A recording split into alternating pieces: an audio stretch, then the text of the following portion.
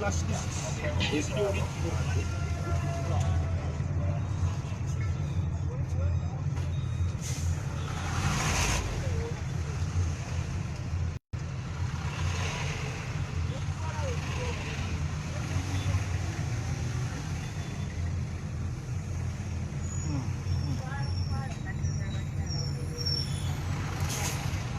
Sabalungi abatuwuliriza abatulaba mbadde ngenda kumaaso okubategeeza nti mbadde mbawa status update ku bannaffe abateereddwa okuva ku Bombo Court Martial olunaku olwaliro oba abasinga obulungi mumanyiga kooti y'amagye wano e Bombo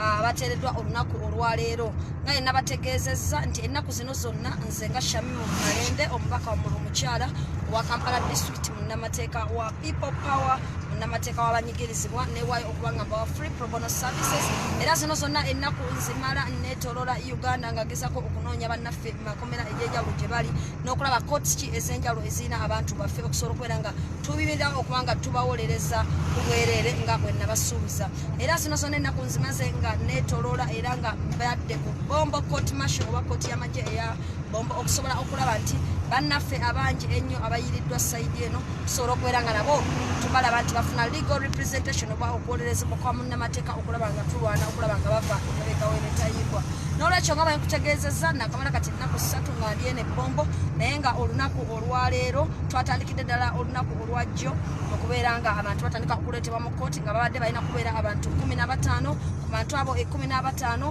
abantu 5 abantu abo kambasome amannya babadde abantu 15 Bombo era kooti bwetyo nekkiriza ne babeera nga beeyimirirwa ku buli omu n'abeera nga adda ewaka era naye ate twabadde ne bannaffe abalala 10 be twagezaako okubeera nga tusabira okwemirira olunaku olwajjo wabula ekooti y'amagye eBombo negamba nti abo ensonga zaabwe egenda kuziwuliriza olunaku olwaleero kyobola nti n'olunaku olwaleero tukedde ku makya nnyo okutuuka wano ku Bombo Court Martial okusobola okulaba nti nno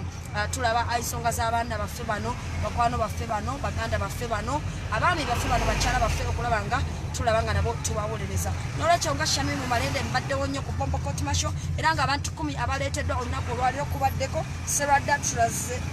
Trazejet abasinga muyita Kansanga kubaddeko Ronald Kibalama kubaddeko Kabega Abdulmajid kubaddeko Lutwama Joseph Tukamushabe Silva Jonjo Ronald abasinga muyita Junior Kabito Sharif Tumusime Rashid Mubiru Sulaiman ne Kabogoza Peter abono abantu 10 baleeteddwa olwaleero mu Court Martial eye Bombo okusobola okubeera nga kooti nayo ewuliriza ensonga zaabwe n'emisango gyabwe okubeera nga gigenda mu maaso abantu bano benkusomera bakwatibwa mu biseera ebyakalulu abasinga obungi bakwatibwa nga 18 Novemba wakati wa Novemba ne December abasinga bakwatibwa babeera nga batwalibwa ku misango egy'enjawulo naye nga oba okebedde rekodi y'emisango gino obwegendeza nti abasinga obulungi ekibaleetesa mu Court Martial nga ate ba civilian abakuumaddebe bagamba nti babasanga n'ebyokulwanyisa babasanga n'engoye z'amagye naye nga abasinga obungi ku bano babakwata lwakuba nti babasanga batadde red beret ku mutwe n'olwekyo abantu bano 10 olwaleero baleeteddwa mu kooti olwaleero era nga Shamimu Malende nyimiriddewo nnyo okulaba nti abantu baffe bano tubasabira okweyimirirwa mu bantu bano betusabidde okweyimirirwa kubaddeko Serada Trazejet amanya nga basomedde abantu abo 10 naye abantu abo 10 tusoose tusaba okulanga emisango gyabwe gigobebwa olwokuba nti tegiriimu nsa ate abalala nga tulina okubasabira okubeera nga tweyimirirwa mu misango gye tusabye okubeera nga gyeyimirirwa kubaddeko omusango ogwa Junju Ronald abasinga obungi mumumanyi nga Junior oyo ne tusaba kooti ebeere nga omusango gwe egugoba era ebeere ng'emwejjeereza ekisookera ddala ali wansi w'emyaka 18 ekyokubiri bamukwatira sayidi eyo mu Masaka mu site gye bamusanga ku mulimu ng'akola ewa mukama we ku kidiba ky'ebyennyanja ne poltebo ne babeera nga bamuyoola kuba bamusanga atadde akakofiira ka People Power ku mutwe n'olwekyo tubadde tulina okuobjectinga okugamba nti bano ba civilian naye ng'ovudde ku nsonga eyo ono omwana ali under age tewali nsonga laki aba asibwa n'abantu abakulu n'okubeera ng'ayisibwa mu mbeera efaanana bwetyo n'olwekyo kooti teronzezza nekkiriziganya naffe negamba nti Junju Ronald abasinga obungi gwe muyitanga Junior emwejjeereza era emisango n'egimuggyako bw'atyo neemuta abeere ng'agenda ewaka n'olwekyo ensonga ezo yekiŋambisa amannya gano njagala omanye owooluganda wo mukwano gwo ali kuki era atambula atya kubanga mumpeereza buli gy'amannya nga mwagala okubeera nga mumanya n'olwekyo Junju Ronald kooti emwejjeereza ey'amagye ey'ebbombo ye n'agenda eka ne tusigala ne bannaffe abalala 9 kuba naffe abalala mwenda tusabye okweyimirirwa kwabwe bonna mwenda wabula kooti esobodde okutaako abantu 5 bokka ng'ekkiriza okubeera nti abo beeyimirirwa era ng'ebagambye okubeera nga basasula $5,000,000 ne $3,000,000 ezitali za buliwo kwabo ababeeyimiridde kwabo abateereddwa olunaku olwaliro ku bombo kooti masho oba ku kooti y'amagye kuliko Serada Trazejet abasinga Moita Kansanga kooti etadde Ronald Kibalama kooti etadde Kabega Abdulmajid kooti etadde Lutwama Joseph kooti etadde Netukamo Shabe Silva abo 5 ebadde nga ebata era nebeeranga egamba nti abo bagende balye butaala kubanga kooti beeyimiriddwa abadde n'ababeeyimira mu kooti era ne batuukiriza n'ebisaanyizo byonna nga munnamateeka waabwe Shamim Malende bw'abasabidde mu kooti era kooti n'ebalagira nti bajja kudda mu kooti nga 18 March emisango gyabwe okwongera okubeera nga giwulirizibwa ensonga eyo bwevuddeawo ku bantu abo nga nagaye nti babadde basigadde mwenda wabaddewo bannaffe abalala 4 abantu abo 4 abasigaddewo kubaddeko Kabito Sharif kubaddeko Tumusime Rashid kubaddeko Mubiru Sulaiman ne Kabogoza Peter abona nabo 4 tubasabidde okuba nti beeyimirirwa wabula kooti y'amagye ebbombo tesobodde kukkiriziganya naffe olw'ensonga nti ekisookera ddala twagezezzaako okunoonya abooluganda baabwe n'abantu abasobola okubeera nga babeeyimira ne baba nga tebaliiwo n'olwekyo tugezezzaako okusenda kooti n'okugikakasa nti erina obuyinza okuta abantu bano ere tebalina babeeyimirira ng'ekozesa obuyinza bwayo naye kooti neerabika okuba nti teyeekakasizza kuta bantu bano olw'okuba nti badde tebalina babeeyimirira n'olwekyo ku bantu 10 be twagenza okujja mu kooti olunaku olwaleero omu ateereddwa emisango ne gimugibwako aba5 baweereddwa bail naye abana basigaddeyo era baddiziddwayo ekitalya naye nga ensonga ebaddizizaayo abadde tebalina babeeyimirira mu kooti abantu bano abaddiziddwayo abali abana kuliko Kabito Sharif kuliko Tumusime Rashid Mubiru Sulaiman ne Kabogoza Peter n'olwekyo bw'obeera oli ng'oyinako gw'omanyi oba ng'oyinako oluganda lw'omanyi kyabuvunaanyizibwa okulaba nti nga 18 March ovaayo gy'oli n'ojja n'ebbaluwa ya LC yonna ekitundu gy'obeera tebafaayo kitundu kigyova n'ojja ne national ID eya original wabula oyokyamu LC leeta eyo original gye bakoledde n'oyokya ne mu ndagamuntu yo n'obeera nga ojja nabyo ku bombo kooti masho zigenda okuwera ssaawa 2 nga watuuse ddala ku bombo kooti masho kooti eno bw'otuuka waliwo emitendera gyawo naye bakukkiriza n'oyingira ojja n'ogamba nti ozze kweyimirira muntu wo yegundi era yegundi n'ekirala LC1 letter oba okukolera ebbaluwa eyo alina okujja adressinga ewa chairman agamba nti to the chairman division court marshal at bombo bwatyo bw'aja adressinga okusobola okubeera ng'ekkirizibwa okukozesebwa mu kooti ate era bw'aba akuwandiikira wansi alina okuwandiikira n'akulaga nti omuntu kigoze okweyimirira ti onze okweyimirira muganda wange oba gundi wange ye gundi amannya ne kabeera mu bbaluwa eyo n'olwekyo ensonga bwesitobesitamudde olwaliro ku bombo kooti masho naye nga bwe nabategeeza abantu bano bonna bemuwulidde 15 okuviira ddala ku bajjo bakyajengebwa emisango gyakuba nti basangibwa bambadde enkofiira emmyufu enkofiira eziteeberezebwa oba ezigambibwa okuba nti no zeefaananyiriza ez'amagye era nti beefuula kye batali okuba nti basobola okubuzaabuza abantu okulowooza nti bamagye so singa bamagye so egyo emisango gyabwe tewali misango mulala era bonna 15 egyo emisango egibasomebwa naye buli omu alina fayiro eyiye tebabagasse ku fayiro buli omu alina fayiro ye era bagisoma omu ku omu era kooti neekusalira ng'oli omu ku omu mposi ate n'ekirala kyenjagala okubategeeza nti bannange abasobola okubeera nga bamanyi abantu abo twagala abantu okujja okubeera nga babeeyimirira tewali buzibu abantu 2 jangu n'ebbaluwa ya LC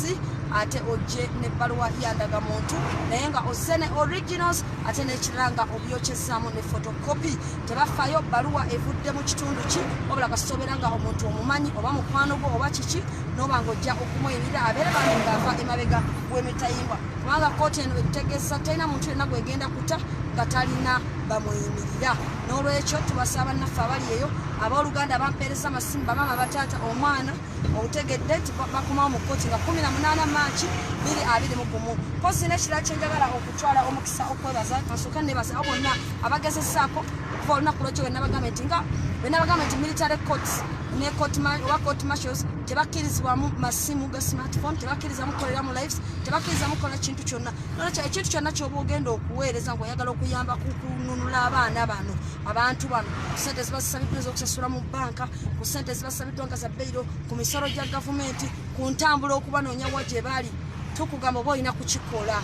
before boba oyagala okubeera ngo bayamba kubanga wali tewabera wazi yenna yadde okukuba live era omala kufuluma court martial n'ofulumira ddala ne premises zaabwe eza barracks n'olyoka okkirizibwa okukwata ku ssimu yo okubeera ng'ogikozesa kyobola nti bwe mba nkuba live zino eza court martial nzikuba ndi mu mmotoka nga nvaayo obanga ŋŋenda n'olwekyo ensonga njagadde ngibategeeze naye nga bonna abasobodde okubaako ke baweereza olunaku lwajjo okusobola okubeera nga kayamba kuba naffe okufuluma mwebale nnyo mwebalire ddala njagala kukozesa eddoboozi lyawamu kubanga muli b'amaanyi nnyo mukoze kinene nnyo okubeera nga muyamba abantu baffe naye n'oyo ayinza okuba nga ali eyo obuli awo oyagala kubaako kyoweereza gotozi nnyo amasente profile ziyinza kuba nga 15 gusobola kuba nga mutwalo kasobola okuba kakadde kisobola kuba emitwalo 2 oba 5 kyonna ky'oba osobodde ng'okiwayo nga saddaaka ku lw'abaganda baffe abatalina nnyo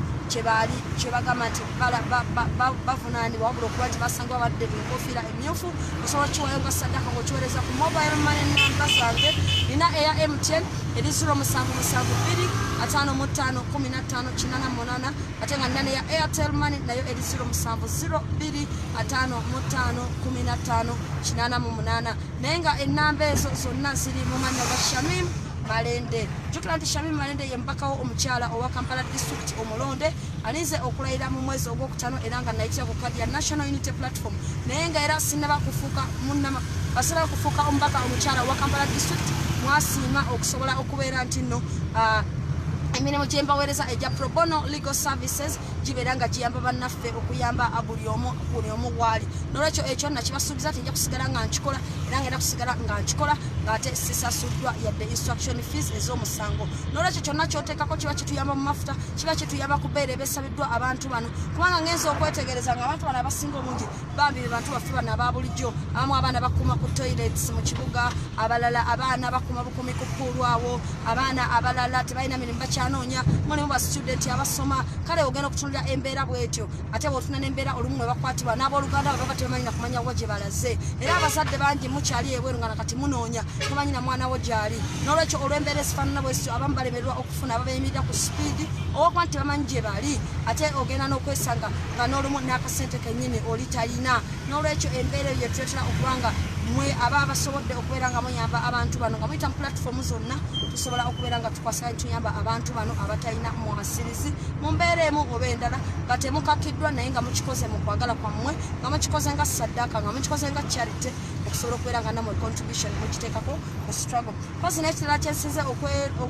ate era n'ekirala kye tulina okutunuulira kyabantu bano abasinga engeri gye bapiikingibwamu batwalibwa nga tewali ategedde nti batwaliddwa basobola okubeera nga basinzeko olumu ekifo ng'abadde bamunoonyerezaako ne bamutwala olumu nga n'abantu be tebategedde so ezo factor zonna zituyamba okubeera nga tukwataganamu okulaba nga tuyamba abantu bano oluvannyuma banoonye famire zaabwe nga bafulumye ebweru badde ne ku mirimu gyabwe ate nekira kyensasengeza okwewuunya nti abantu bonna abataweereddwa bbeero olunaku olwaleero abaana okubadde Kabito Sharif Obusime Rashid Mubiru Sulaiman ne Kabogoza Peter mwana wattu bonna babadde baviira mu Kisenyi era nga webakolera mu kibuga wakati mu Kampala Central n'olwekyo obeera ng'oli mu Kampala Central ng'omanyi nti omu ku bano omumanyi nga mukwano gwo oba muganda wo oba ki kyonna osobola okuyamba bambi n'ojja n'omweyimirira tewaliwo mbeera yonna mu kooti just ojja busina bbaluwa ya LC1 ey'ekitundu ekuntroducinga nti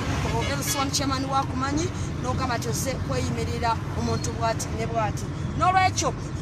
njagala okubanga mati abantu bano 15 bokka kuba twabatandise ejjo ku Bombo Court Martial sibe bokka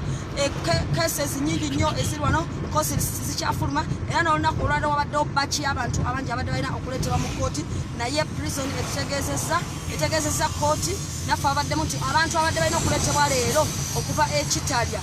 abantu abo tebasobodde kujja olw'ensonga nti balina obuzibu mu transportation tebalina ssente z'amafuta prison telina ssente z'amafuta zibeera nga zibatambuza n'olwekyo abantu abo nabo kooti negamba ejja kubafunira olunaku olulala bano bonna betwogerako be baana bammwe be babba bammwe be bakyala bammwe be bantu abakwatibwa nga bayoolebwa mu ngeri emu oba endala tebambadde red beret be bakwatibwa nga bagambye basangiddwa bambadde ovulo be bano abantu abakwata mu kiseera ky'akalulu be bano be muli mu kunoonya be mugamba nti drone zijja ne zibabuzaawo be bano betwogerako n'olwekyo bwe tuba tuboogerako tuba twagala oteekeyo omutima era obeere ng'ofaayo okimanyi nti bo basaddase ne bawayo sacrifice eyo ffe abali ebweru kiki kye tusobola okubeera nga tubayamba osobola okuyamba ng'ojja okweyimirira omuntu osobola okuyamba kubanga kooti ekkiriza n'oba mukwano gwe n'oba justice wakumeti we ne bwoba bossi we oba oli mukyala we oba oli mwami we oba oli muganda we oba oli muto oba oli muzadde we byonna babikkiriza ojja n'obeera nga weeyimirira kasita oleeta empapula entuufu national ID yo n'oleeta ne LC1 letter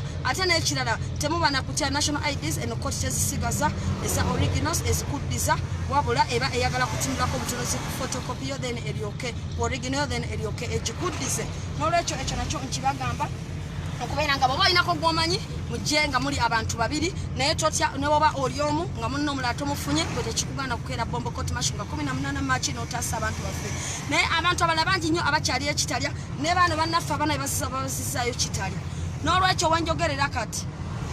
waliyo abaana bangi abali ekitala era babakoze lisiti nga bawadde dates naye tufunyeko nti waliwo batch egenda okujja nga 9 Maachi lwe lwokubiri lwa wiiki ejja bagenda baleeta mu bombo military court nabo bapresenting naye bapresentize bano 15 ate nga 18 Maachi bano bonna 15 bagenda kudda mu kooti bennakusomedde ate bateekeko n'abantu abalala nga 15 abapya abo bemugamba nti drone zababuzaawo n'olwekyo mubeere alert muwulirize nnyo amatu gababeere ku ground nga muwuliriza okusobola okumanya nti abantu baleeteddwa mu bombo military court abantu bano abasinga obungi bemulowooza nti babuziddwa mu drone oba abaleka nti babuziddwa mu drones n'ababuziddwa mu ngeri gye mutategeerekeka abagibwa mu mayumba ekiro nga bwe allegations bwe ziri tubagamba nti ebiseera ebisinga okusinziira ku kunoonyereza kwaffe n'ekyo tulabe abantu bano bonna abasinga batwalibwa bwe bamala okuyisa mu bifo ebyenjawulo bateekebwa ekitalya oluvannyuma ne baleetebwa mu bombo military court n'olwekyo tekyo lwaki Shamim Malende ng'omubaka omukyala naconcentratinze nnyo ku bombo military court kubanga nakitegere nti waliyo bannayuganda bangi bannaalumanya ne bassaalumanya abatalina na mukisa gwa kubeera ku kamera amawulire ge batajja kugoberera nti gabateeka ku kamera mu balabe temubamanyi tebali nnyo mu butaala tebali nnyo tibatambula nnyo ne President Robert Kyagulanyi Ssentamu tebali nnyo nti oba bayimbi si ba celebrity naye nga baana baswago bano abasookerwako ab'omuntu wa wansi be tuyita ba foot soldiers naye nga balwanirayo ku ground tebalwanira kamooca tebalwanira magere naye balwanira mu mirimu gyabwe bakolera ne balwanira awakawa bwebasula be babasinga obungi abaleeteddwa tubashema nagamba nti abantu abafaana bwe tebalina kubeera nga ate nabo tubalekayo kubanga tetwagala bannayuganda bagambe nti Shamim Malende ne NUP wa people power efa kwabo bokka babeera ku kitebe nedda tokola abana abantu baffe benkugamba bendigano ku bombo court martial be baana baffe be baana bamwe be baganda bange baganda bamwe be mikwano gyammwe botajja kulaba ku kitebe ekamooca tojja kubalengera magere naye babeerawo bali bebawa people power amaanyi bawa Robert Kyagulanyi Ssentamu bawa NUP amaanyi bebawa enkyukakyuka amaanyi kubanga bayogerera eddoboozi lyabwe we bayimiridde we bakolera we basula we batambulira ate ne bakyagazisa n'abantu abalala n'olwekyo tulina okubeera nga tubabeererawo kyokola Shamim Malende buli kimu nakiyimiriza nengamba nti bombo court martial gyengenda okubeera nga nsimba esiira okulaba nga abantu bano bavaayo n'olwekyo mwebale nnyo mwenna mwebalire dda okubeera nga mufolowinga naye nga kyengezaako okugamba mu summary nti okuva olunaku olwajjo abantu 15 baleetebwa mu bombo court martial 5 ne bateebwa jjo olwaleero 5 bateereddwa era omu najjeerezebwa abalala bana baddiziddwayo lwabutabira nabayimirira olunaku olwanga 9 March wagenda kubaayo abantu abalala abaleetebwa nga bapya bagenda kuleetebwa era mu bombo court martial basimbibwe mu maaso ga kooti tusabe okweyimirirwa kwabwe abeetaagibwa okusaba omisango gyabwe ogoba nakyo tugenda kukikola ate era nga ne 18 March waliyo batch endala gye bagenda okuleeta ezo cause list ezifulumye olwaleero nga gyendi mu kooti nga twakagimaliriza abo nabo bagenda kubena nga baleeta n'olwekyo beera on the lookout ku page eno okumanya omuntu oba muleese tebamuleese ali mu bombo court martial tali mu bombo court martial naye nga bano bonna kinjagala okubategeeza abasinga obungi bakumibwa ekitalya pasi nfunya ne complaint nga abantu bagamba nti bagenda ekitalya nga tebasobola kulaba abantu baabwe kakati ekiriwo kiri nti wabaddewo embeera ya covid gye batugamba abakulu naye okusinziira ku bintu babimansizaamu ne bagamba nti bwoba oyagala okukyalya omuntu ekitalya togenda mu yolerero mugende omu babiri ate mubeere nga mulina covid certificate ebakkiriza ebalaga nti temuli balwadde bwe munaatuuka ekitalya ku prison mubeere nga mugamba nti tuze kulaba gundi ne gundi ate nga mulina n'empapula eziboogerako national IDs abo bajja kubakkiriza okulaba abantu bammwe n'olwekyo eyo embeera eri oba oyagala okugenda okucekinga ku bantu abali ekitalya waliwo alambuuza ku nsonga z'aba edimuteba nopianidan magic balukman kiki ekigenda mu maaso twafayirinze application yaabwe mu high court ya Uganda okusobola okulaba nga eddamu okufa ku nsonga zaabwe eza bail oluvannyuma lwa general court martial emakindi okubanga yagaana okubeyimirira essaawa lino tugenda kubategeeza olunaku kooti lweneeba etaddemu okutandika okuwulira omusango gwabwe ogwo oba okulira bail application yabwe ate omulundi omulala kubanga general court martial makideyo bail application yabwe yagigoba n'olwekyo tubagamba musigale nga mwekumidde wano okusobola okubeera nga mufuna information yonna nze Shamim Malende ng'omubaka omukyala owa Kampala District Maloda yasalawo okukola nti nkozesa page yange eno okusobola okubeera nga mbawa updates ku biki ebigenda maaso bannayuganda bannaffe abakwatira mu bifo ebyenjawulo n'okubuyambi bwe tubawadde n'okulaba nti nno bafuluma babeera nga bataasibwa ate nekyatwakisalawo nti mu people power tetugenda kuyamba wokka abanene tugenda kuyamba buli munnayuganda kubanga buli ddoboozi lya munnayuganda limatalinga buli munnayuganda gwa mugaso buli omu alina kyayongera ku struggle ate buli muntu alina kyagasa n'olwekyo tubeerewo ku lw'abannaffe ate encouraging abantu okubeera nti batambulira online ey'amateeka tetwagala abamenyi b'amateeka ate batufuule naffe abamenyi b'amateeka olaffe tulina okutambulira online entuufu era nga President Robert Kyagulanyi Ssentamu bw'akigamba nti we are non-violent ekyo kyennyini kye tulina okubeera nga tutambulirako tusobole okutuuka mu kkubo lyaffe ettuufu n'olwekyo mbagamba ntya timwebale nnyo mwebalire ddala okumpuliriza maybe briefly oba olina kyoyagala okuyamba ku bantu bano abagenda okuleetebwa oba bano bonna abakyaliyo tukugamba nti 0772 ye namba ya MTN mobile money yange eri 0772551588 oteekako kyonna kyosobodde ekitakakiddwa mu mbeera yonna osobola okuyamba ku bantu baffe oba osobola okuweereza ku Airtel money eri 0772551588 eyo nayo ereeta manya gange Shamim Malende nkulabula obutaweereza ssente ku muntu yenna ayitidde mu fake page n'agamba nti omuweereza ssente zakuyamba basibe kyagenda siwa Shamim Malende n'akuwa ennamba y'essimu katere tabanyaga Shamim Malende oyo ajja kuba akuwambye era ajja kuba akubbye n'olwekyo bwoba oyagala okuweereza ssente ziyamba ku bantu abasibe oyagala direct Shamim Malende yabazifuna kozesa ennamba zange ezebbiri zenkuwadde eya MTN mobile money neya Airtel money 0702551588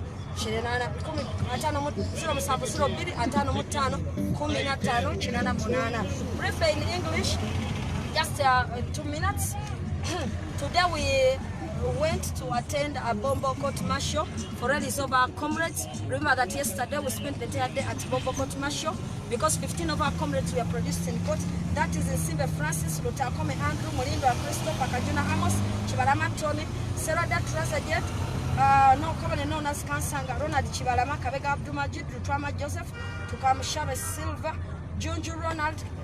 commonly known as Junior, Kabito Sharif, Musime Rashid, Mubiru Sulaiman, and Kabogo Zapita. Yeah, yesterday we had 15 of our comrades being produced in court. However, court was only able to entertain a bail application for only 5 and granted them bail yesterday. That is the Bombo Division Court Martial. And 5 of these people that were given bail yesterday were Simbe Francis, Lutakome Andrew, Molindo Christopher, Kajuna Amos, and Chibalama Tony. So 10 people remained for their bail application to be entertained today. So today all the 10 were produced in court. That is Serada Trazajet, Ronald Chibalama, Kabega Abdumajid, Lutwama Joseph, Tukamushawe Silva, Junju Ronald, commonly known as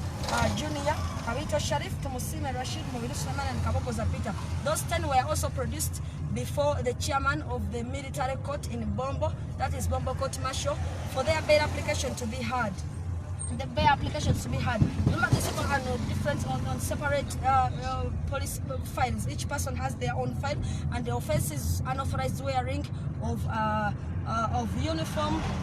resembling that of the UPDF, and that is the red beret. That is the offense with which all of them are being charged. So today we were able to have the case against George Ronald, aka Junior, dismissed by court because he's underage, and we objected that being a civilian and being underage, he was not being able to be. He was not supposed to be kept in the military detention with the adults, and so court dismissed his case on so many other grounds apart from even that. But then we were also able to get 5 of our comrades released on bail today. That is Serada Trazajet,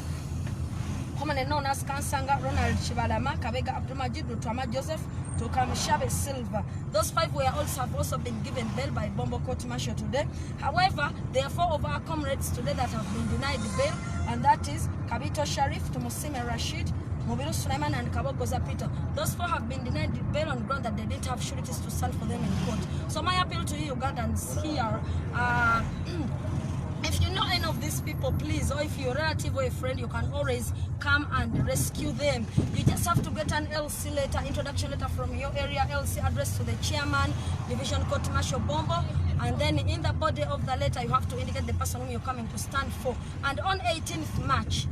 all this was supposed to report back to court. So please, you can come on at Bombo Military Court on 18th March by 8 a.m. when you're there with all your documents and your original national ID, so that we can stand surety for these people. Please, please, please, that is my appeal to you. So I'm telling that these people, these are ordinary Ugandans. They are not in the limelight. These are people that, you know, these are people who are fighting the struggle from where they work from where they reside from. You will not find them at Kamocha head office. You may not find them at Magere. You may not find them, you know, around the courts, you know, but they fight the struggle from their places of work, and they spread the gospel of change, and they fight the struggle from their areas of residence. So these are nobody people. These are people that the cameras will not capture. These are people that the local media will not capture. But these are people that are very strong, and these are people that make the struggle worthwhile, and they have paid a high price. Most of them have been in detention almost beyond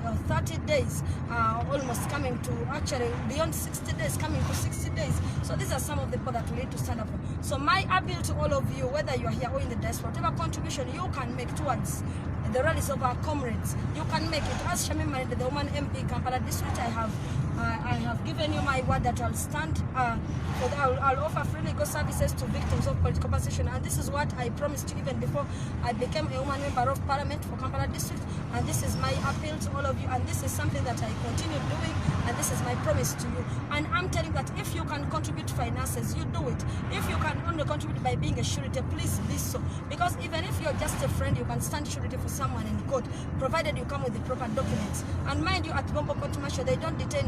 original national IDs, so just come with your original national ID with a photocopy of it, and the LC1 letter original with the photocopy of it, and you'll stand surety for the person, and the person will be out. It is very important that we should stand out for our comrades who are in the struggle. These comrades of ours who fight tooth and nail for us. They are not paid any coin. They are not anywhere in the public scene, but we must fight for them because they are paying a very heavy price. And these offenses with which they are being charged are not aggravated. They are not grave offenses that they cannot be bailed out. So please, I appeal to all of you to contribute whatever you can contribute in terms of standing surety, in terms of counseling, in terms of helping their families, in terms of appearing in court and doing legal presentation like I do for free, in terms of, you know, whatever you can.